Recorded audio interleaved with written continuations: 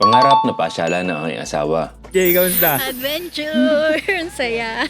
Aba, ay first time kong makasakay sa kabayo. Nag-enjoy kami ni Jay at kasama namin ang inay.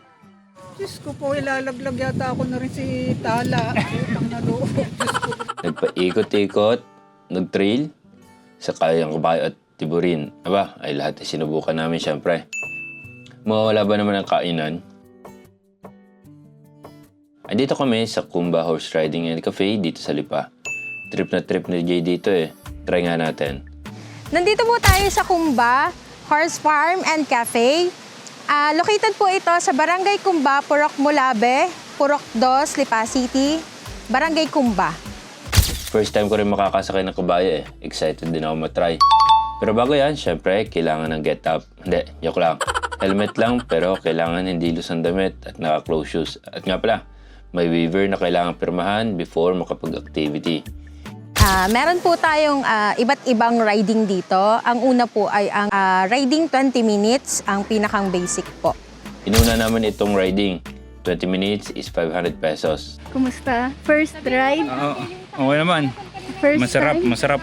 Si Jay, feel na feel ang kanyang pang-ride eh oh. Disney princess daw siya. Feel na feel niya yung yung kabayo. Feeling Disney princess siya. Papahuli ba kang inay? Siyempre hindi. Nag-enjoy din siyempre. Kaso, alala lang at baka maitakbo ng kabayo. Dito, marami silang kabayo at sa kabilang side pa daw ng farm ando ng mga kabayo na binibreed. At ang nakakatuwa, may maliit silang kabayo. As in, maliit. Napaka-cute na kabayo. Pang kay John Paul ata ito eh. Sana pala na isama natin si John Paul. Kwadrang walang kabayo. Ayun. At pagbalik ko sa riding paddock, si Sir, nagpapakitang gilas. Ay napakahusay kahit na may edad na rin. Ganun pala kaastig sumakay ng kabayo ah. Ang lupit. Fun fact, nag-double daw si Sir kay Richard Gutierrez dati sa movie na Zorro nung tumalon sa kabayo si Zorro. Siya daw yun. Kabataan pa daw niya yun. Oh! Wow. Talagang pinahanga tayo ni Sir ah. Lupit. Meron din pala accommodation dito para sa mga gustong enjoy dito ang ilang araw. Iniimbita ko rin po kayo na subukan ang aming mga amenities dito sa aming cafe. Of course, ang amin pong kape and yung mga pagkain po namin dito. Kumain muna kami bago ituloy ang activities. Hapon na rin naman. May sisig, merong tapa. Hindi yung kabayo ah. Carbonara at ilang mga sides. Napakalalaki ng servings nila.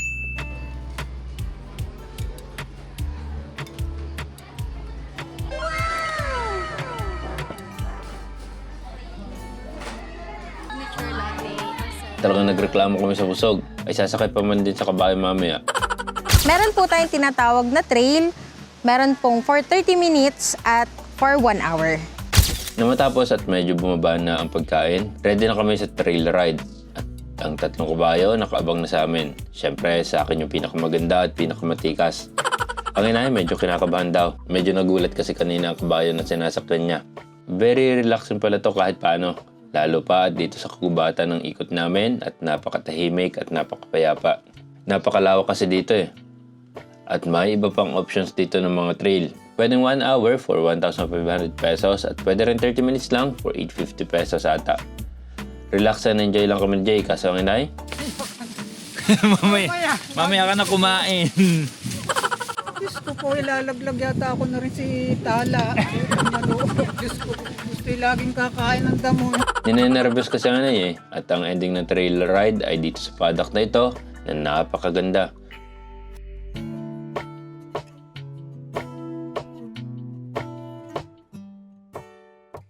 Ay, nakaraos ng malulate. Jay, kamusta? Adventure! Ang saya. Meron po tayong tinatawag na tiburin. Yun po yung carousel or kalesa kung sa Tagalog.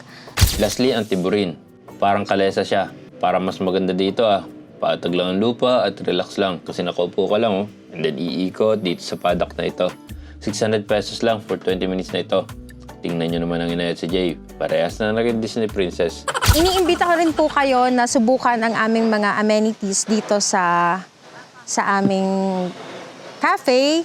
Of course, ang amin pong kape and yung mga pagkain po namin dito. Bago kami umuwi, nag-refreshment muna ulit kami at talaga nakapagod din naman mayagyag din sa kabayuhan. Nga pala, pwede rin dito ang horse baiting at feeding. Din ang horse painting, meron din.